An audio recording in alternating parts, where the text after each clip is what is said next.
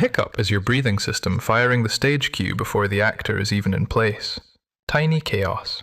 If we diddle the inside of your chest as a little throat theatre, the diaphragm is the overexcited stagehand in a headset, one hand on a rope labelled inhale, already sweating through the opening night.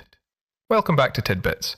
Today we're proving that tiny hic in 3 moves. The diaphragm misfires, air rushes in, and your vocal cords snap shut like curtains with very dramatic timing.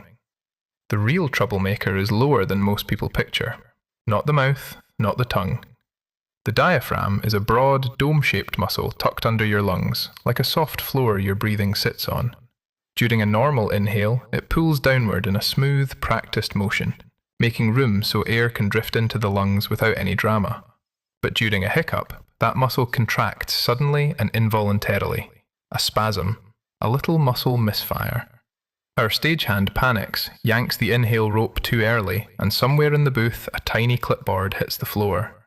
The hic starts before the sound exists. That sudden diaphragm pull creates a quick drop in pressure inside your chest, and air gets pulled inward sharply to fill the space.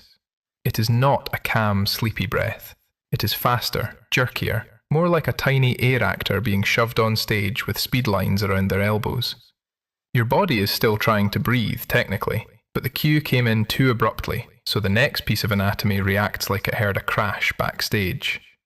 A hiccup is basically a tiny throat door slamming.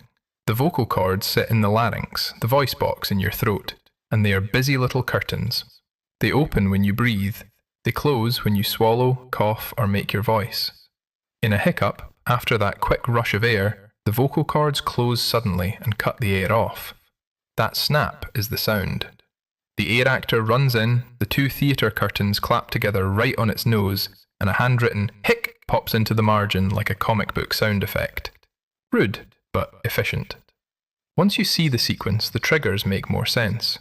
Anything that irritates or jostles the breathing rhythm can make the cue misfire. Eating too fast, swallowing extra air, fizzy drinks bubbling around, sudden temperature changes, excitement, or a stretched stomach pressing near the diaphragm like a full grocery bag leaning on the stage wall. The phrenic nerve helps control the diaphragm, and the vagus nerve wanders through nearby throat, chest, and belly territory. So if those signals get nudged, the little stage crew can lose the beat. Most hiccups are harmless and short. Annoying, yes. A medical saga, usually no. But hiccups that last more than 48 hours are unusual enough that it's worth calling a doctor, because the body is not supposed to run this show for 2 straight days. Holding your breath is not a spell, it is a reset request. It may raise carbon dioxide slightly and interrupt the reflex loop long enough for breathing to settle back into rhythm. Sipping cold water, swallowing, or doing slow, controlled breathing may also stimulate nerves involved in the hiccup reflex, like tapping the headset and asking, politely, "Can we try that cue again?" Being startled works sometimes for the same general reason. It can disrupt the pattern. Or it just gives you a loud audience gasp, and now you are annoyed and still hiccuping, which is honestly very on brand for the human body. The stage crew does not always take notes. So the hiccup is not mysterious magic, and it is not random body comedy, even if it has excellent comic timing. It is a clean little chain reaction. Diaphragm yanks, air rushes, vocal cords clap shut. In our throat theatre, the diaphragm stagehand takes a calming sip of water, the curtains reopen, and the air actor bows politely, pretending that was all planned.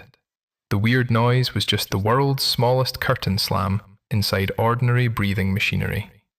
And that's the kind of tiny hidden system this sketchbook keeps chasing. So as always, stay curious. If you've got another small body weirdness, household science puzzle, or daily life mystery worth doodling next, send it my way.